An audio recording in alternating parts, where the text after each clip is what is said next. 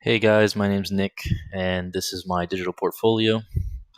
I decided to create my portfolio using Wix, which is a free website editor.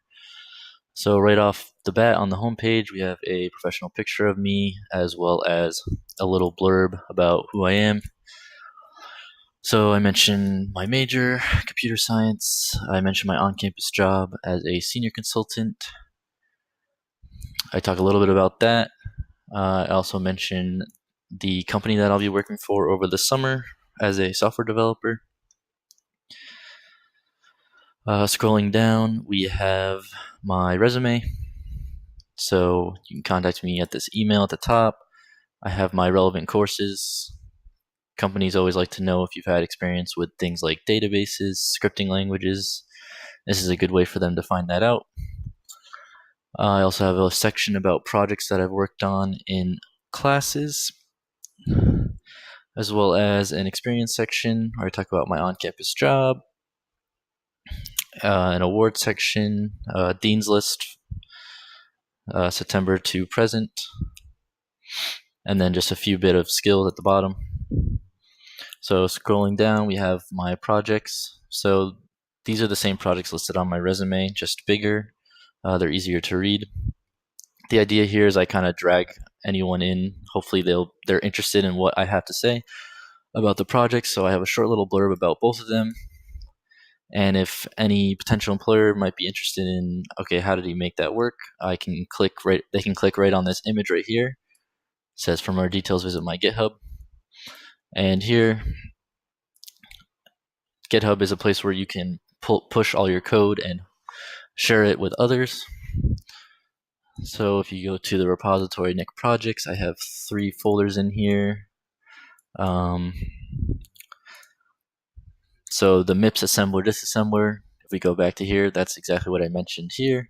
And they can read any of my code. This is a great way for employers to see what type of things I've worked on, how I write my code, etc. As part of trying to improve my digital web presence, I've also been using GitHub more actively. You can see just 2 hours ago, I was working on a project for one of my classes this semester. And there's been a whole bunch of commits to that project, 33. And I just kind of push any of my code whenever I get a certain piece working after testing it, stuff like that.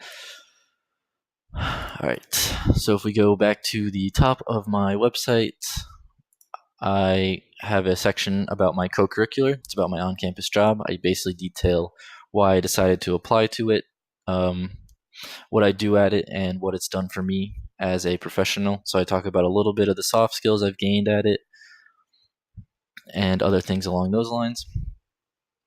I also have a contact me section. So I have my email right here, as well as the 3 social media links that I used. And then moving on to the About Me. In the About Me, I just kind of talk about why I decided to pursue computer science,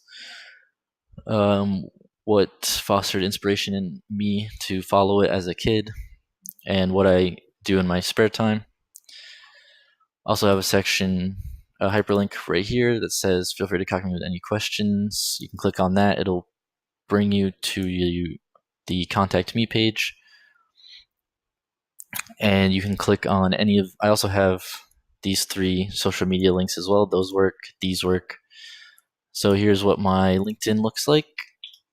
I'll just open that incognito so you can see what it would look like for an employer to see it.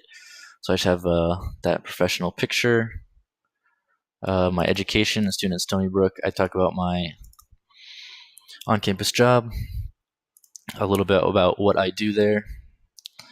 And I plan to add more information to this. So once I start working at my internship, I plan to make a post saying I started my job at Bentley Systems as a software developer intern. And I can also detail any work experiences I have there on LinkedIn. And then for my final social media, I have Twitter. So I made this Twitter specifically for the class. I didn't have one before it.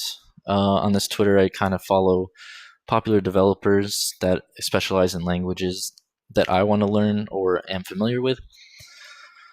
So, for example, David Walsh, he's a JavaScript guy.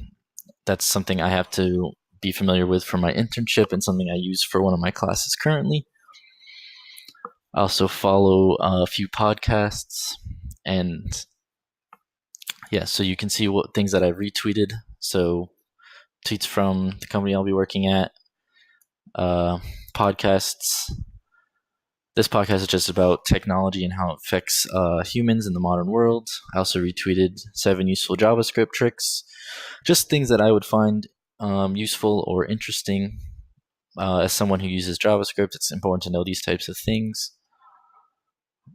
I also retweeted a podcast about TypeScript, another language I need to know for my classes and work. And I plan to continue this sort of trend, especially when I start working at my internship or just as a professional. I plan on tweeting out stuff about day-to-day life at my job, things that happened that were interesting, exciting, etc. And yeah, that concludes my digital profile. I hope you guys enjoyed, and that's it.